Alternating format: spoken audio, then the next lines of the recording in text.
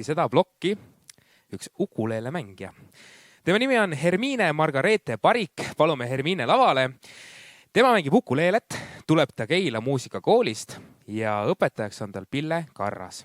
Ja Hermine on esimese mängugrupi mängija.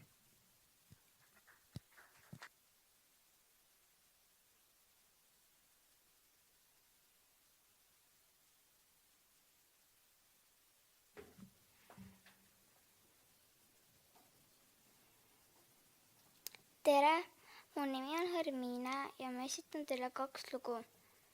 Ai Gipsudi tantsuviis Hiiumaalt ja Savikoja Venene tantsuviis Setomaalt.